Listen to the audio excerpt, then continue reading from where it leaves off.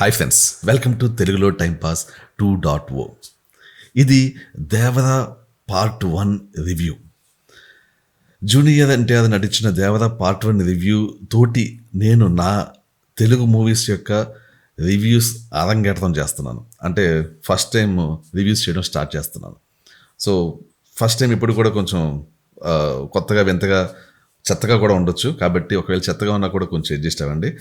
Maybe next time reviews నుంచి ఇంకా బెటర్గా చేస్తానేమో చూడాలి.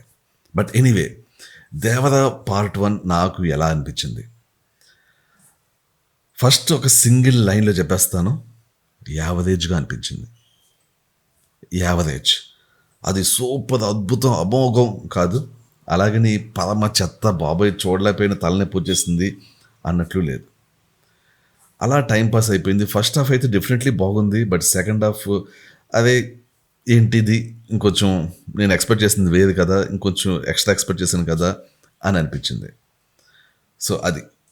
అండ్ ఇంకొక ఫ్యాక్టర్ ఒకటి నాకు చాలా వ్యతిరేకంగా పనిచేస్తుంది. ఆ ఫ్యాక్టర్ ఏంటి అంటే, కొరటాల శివ యొక్క దీని ముందు మూవీ ఆ పాదఘట్టం అవి గుర్తొచ్చి ఎక్కడో కొంచెం ఆ ఫీలింగ్ వచ్చినప్పుడల్లా ఆ ట్రామా, ఏదైతే పాత సినిమా యొక్క ట్రామా ఉందో అది అలా గుర్తొచ్చేది. యాక్చువల్లీ నిజంగా ఆ సినిమా వచ్చి ఉండకపోతే, ఆచార్య అనే సినిమా వచ్చి ఉండకపోతే నాకు ఈ సినిమా చాలా నచ్చేదేమో బహుశా. బట్ మధ్యలో ఆ గ్లిమ్సెస్ అలా తగలడం ఒక రకమైన ఇబ్బంది కలగడం జరిగింది actually. But anyway, as a stand alone cinema కింద దేవరాజ్ వస్తే, సేమ్ ఆచార్య సినిమాలో ఏదైతే మన ఇష్యూ ఒకటి ఉందో అదే ఇందులో కూడా ఉంది. సంబంధం లేని, అసలు ఆడియన్స్ ఎవరు కనెక్ట్ లేని, ఓకే సంబంధం లేని అంటే అంత ఈజీగా ఆడియన్స్ కనెక్ట్ కాని ఒక ప్రెమిస్, ఆ ప్రదేశం అయితేనేంటి, ఆ కొన్ని 3-4 ఊళ్ళు అయితేనేంటి, అది అంత ఈజీగా కనెక్ట్ అవ్వలేదు. నేనైతే కనెక్ట్ అవ్వలేదు యాక్చువల్లీ. నాకు ఇప్పుడు జూనియర్ ఎన్టీఆర్ లాంటి వాళ్ళని పెడితే ఆ స్కేల్ ఒక లెవెల్లో ఉండాలి, ఒక గ్రాండ్గా ఉండాలి. కేవలం ఒక 3-4 ఊళ్ళకి అలా లిమిటెడ్ ఉండకూడదు యాక్చువల్లీ. ఇప్పుడు త్రిబుల్ ఆర్ మూవీ ఉంది. త్రిబుల్ ఆర్ మూవీ మీరు గమనిస్తే ఆ గ్రాండ్నెస్ కనిపిస్తుంది. అది ఏంటి, ఒక ఎక్కడో పల్లెటూరులో ఉన్న వ్యక్తి కాస్త ఇక్కడికి వచ్చి బ్రిటిష్ గవర్నమెంట్కి అగెనిస్ట్గా వెళ్ళడం, ఆ వ్యాస్ట్ అమౌంట్ ఆఫ్ సైనికులు వాళ్ళకి అగెనిస్ట్గా వెళ్ళడం, అంత ఆ లెవెల్లో ఉంటే అప్పుడు ఆ లెవెల్లో ఎలివేట్ అవుతారు హీరోలు. అంత ఎలివేషన్కి సూట్ అవుతాడు జూనియర్ ఎన్టీఆర్. ఇక్కడ ఏంటంటే ఎక్కడ చూసినా ఉన్నది కొంచెం నలుగురే, కొంతమంది అంతే, కొంతమంది రౌడీలు, మళ్ళీ వాళ్ళతోనే ఫైట్, ఆ చిన్న ఊళ్ళో అంతే. ఎక్కడ కూడా మనకి హీరోని ఒక వ్యక్తి వచ్చి బీట్ చేయగలడు, బీట్ చేస్తాడు అన్నట్లు ఉండదు. హీరో ఇంకా లార్జర్ దాన్ లైఫ్, ఇంకా హీరోని ఎవరేం చేయలేదు. చివరికి విలన్ కూడా, సైఫ్ అలీ ఖాన్ కూడా ఆ లెవెల్లో కనిపించట్లేదు. రాజమౌళి మూవీస్లో బాగా వర్కౌట్ అయ్యేది ఏంటి, విలన్ యొక్క ఎలివేషన్.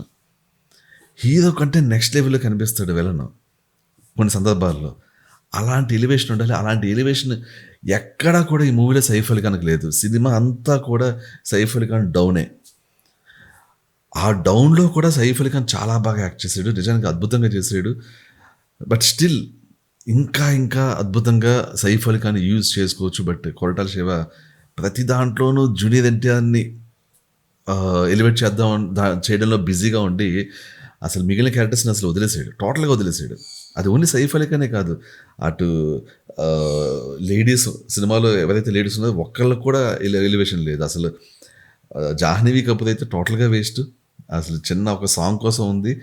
ఏదైతే ఇంకొక మంచి డ్యాన్స్ నెంబర్ ఉందో ఆ నెంబర్ అయితే అసలు సినిమా హాల్లో లేదు. ఆ సాంగ్ సినిమా ఓన్లీ మనకి యూట్యూబ్లో కనిపిస్తుంది, అసలు సినిమాలో లేదు ఆ సాంగ్ అయితే.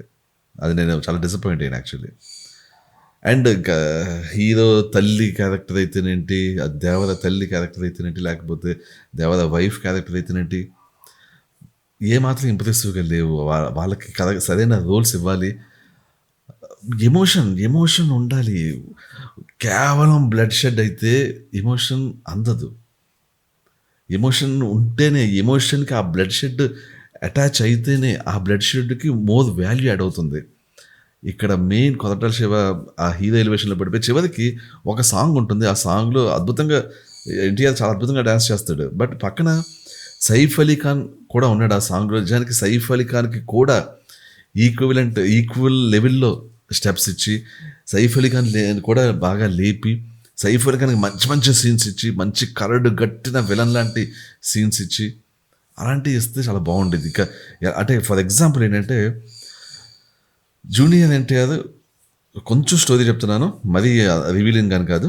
జూనియర్ ఎన్టీఆర్ హీరో ఎవరైనా సరే సముద్రం మీదకి వస్తే వాళ్ళ వీపు మీద ఎక్స్ మార్క్ పెడుతుంటాడు. సైఫ్ అలీ ఖాన్ ఒక్కడికి ఆడ వెళ్ళి సముద్రం మీదకి వెళ్ళినా కూడా ఎక్స్ మార్క్ పడకుండా రావాలి. అప్పుడు సైఫ్ అలీ ఖాన్ ఒక ఇది అన్నట్లు ఉండేది. ఇంకా నెక్స్ట్ లెవెల్, ఇక హీరోకి ఈక్వల్ అన్న ఇది వచ్చేది అనమాట. అలాంటిది పెట్టుంటే బాగుండేది. అలాంటిది ఎక్కడా పెట్టలేదు. సైఫ్ అలీ ఖాన్ కూడా ఎప్పుడు భయపడుతూ ఉన్నట్లే ఉండేది. హీరోని చూసి ఎవరైనా భయపడుతున్నట్లే ఉండేది. మొత్తం సినిమా అంతా కూడా అలాగే ఉంది. సో అక్కడ చెప్పాను కదా, ప్రతిసారి హీరో ఎలివేషనే కాదు, ఒక్కోసారి విలన్ ఎలివేషన్ కూడా సఫిషియెంట్ అమౌంట్లో ఉండాలి. అది మిస్ అయింది యాక్చువల్లీ. అండ్ ఇలాంటివన్నీ ఉన్నాయి. బట్ స్టిల్ మూవీ ఏంటంటే వరస్ట్ అయితే కాదు, అలాగని సూపర్ అయితే కూడా కాదు. నేను ఇందాక చెప్పినట్టు యావరేజ్గా ఉంటుంది. అంటే ఫస్ట్ హాఫ్ అంతా కూడా అలా జరిగిపోతూ ఉంటుంది. అండ్ ఎస్పెషల్లీ జూనియర్ ఎన్టీఆర్ వల్ల సినిమాకి ఒక వాల్యూ యాడ్ అవుతుంది. ఎందుకంటే ప్రతిదీ జూనియర్ ఎన్టీఆర్ చేసి యాక్షన్ అయితేనేంటి, జూనియర్ ఎన్టీఆర్ లుక్స్ అయితేనేంటి, జూనియర్ ఎన్టీఆర్ డ్యాన్స్లు అయితేనేంటి, ఆ స్క్రీన్ ప్రజెన్స్ అయితేనేంటి, అన్నీ కూడా అల్టిమేటిక్గా. సో తన ఓన్ భుజస్కంధాల మీద అలా నడిపించాడు మూవీని జూనియర్ ఎన్టీఆర్. ఈ జూనియర్ ఎన్టీఆర్ కాకుండా ఇంకా ఎవరైనా ఉంటే ఇంత ఎలివేషన్ మూవీకి వచ్చింది కాదేమో బహుశా. అంత బాగా చేశాడు యాక్చువల్లీ. సో ఫస్ట్ హాఫ్ అంతా అద్భుతంగా తీసుకెళ్ళాడు. సెకండ్ హాఫ్లో ఒక డిఫరెంట్ క్యారెక్టర్ని చూస్తాం మనం, కొడుకు క్యారెక్టర్ని. అది కూడా చాలా బాగా చేశాడు. అండ్ క్లైమాక్స్ అంటే కొంచెం బాహుబలి లాంటి క్లైమాక్స్ ఒకటి పెట్టారు, క్లిఫ్ హ్యాంగర్ క్లైమాక్స్. బట్ అది నాకు అంత నచ్చలేదు అంటే అంత నిజంగా అద్భుతమైన క్లిఫ్ హ్యాంగర్, అది ఏంటబ్బా ఏం జరిగిందబ్బా వెనకాల అన్నట్లు లేవు. ఎందుకంటే దానికి అట్లీస్ట్ ముందు ఉపోద్ఘాతం, తర్వాత ఇదో చిన్న స్టోరీనో అది ఏదో పెట్టాల్సింది. అది ఏది పెట్టకుండా ఓన్లీ ఒక ఫ్రేమ్ చూపించేసి ఇదే క్లిఫ్ హ్యాంగర్, దీన్ని చూసి సాటిస్ఫై అవ్వండి అని డైరెక్ట్గా చెప్పినట్టుంది. సో అది ఇలాగా మూవీలో చాలా ఇష్యూస్ ఉన్నాయి, డెఫినెట్లీ చాలా చాలా ఇష్యూస్ ఉన్నాయి. బట్ స్టిల్ జూనియర్ ఎన్టీఆర్ వల్ల, మెయిన్లీ జూనియర్ ఎన్టీఆర్ వల్ల అండ్ ఫస్ట్ హాఫ్లో కొన్ని మంచి సీన్స్ ఉండడం వల్ల సినిమా సేవ్ అయింది. యాక్చువల్లీ చెప్పాలంటే సేవ్ అయింది, యావరేజ్ లెవెల్లో వచ్చి సేవ్ అయింది. ఫ్యాన్స్కి ఆఫ్ కోర్స్ డెఫినెట్లీ నచ్చొచ్చు. బట్ ఎంత నచ్చినా కూడా, ఈవెన్ నేను కూడా జూనియర్ ఎన్టీఆర్ ఫ్యాన్నే. బట్ కొంచెం డిసప్పాయింట్ అయ్యాను. నేను మంచి మూవీ ఎక్స్పెక్ట్ చేశాను, మంచి మూవీ అయితే బాగుంటుందని ఆశించాను యాక్చువల్లీ. బట్ యావరేజ్ దాకానే వచ్చింది. సో అవుట్ ఆఫ్ 5 2.5 రేటింగ్ తోటి నేను ఈ మూవీ రివ్యూని ఫినిష్ చేస్తున్నాను. ఇంకా మిగిలిన వాటి గురించి పెద్దగా మాట్లాడాల్సిన అవసరం లేదు. అనిరుద్ధ్ మ్యూజిక్ బాగుంది, బాగాలేదని చెప్పడానికి ఏం లేదు, చాలా బాగుంది చెప్పాలంటే. సాంగ్స్ అన్నీ కూడా బాగున్నాయి. కొంతమందికి సాంగ్స్ బాగాలేదు, డల్గా ఉన్నాయి అన్నారు, కానీ నిజానికి చాలా బాగున్నాయి. ముఖ్యంగా సినిమా హాల్లో సాంగ్స్ చూసినప్పుడు చాలా బాగున్నాయి. Of course junior NTR screen presence చాలా బాగుంటుంది, డ్యాన్స్లు చాలా బాగుంటాయి. But at the same time cinema హాల్లో చూసినప్పుడు ఆ ఫీల్ డెఫినెట్లీ చాలా బాగుంది యాక్చువల్లీ. అండ్ గ్రాఫిక్స్ చాలామంది బాగాలేదు అన్న ఒక నెగిటివ్ టాక్ ఉంది.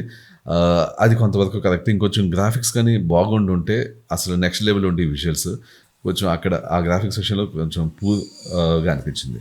బట్ అలా అని చెప్పేసి వరస్ట్ అయితే కాదు. And with music definitely above average. అలా అద్భుతం కాదు, అలాగని యావరేజ్ కూడా కాదు, డెఫినెట్లీ అబవ్ యావరేజ్ ఉంది. దట్స్ ఇట్ అండి. ఇది నా opinion about Devara 1 movie. That's it. I will catch you soon. By.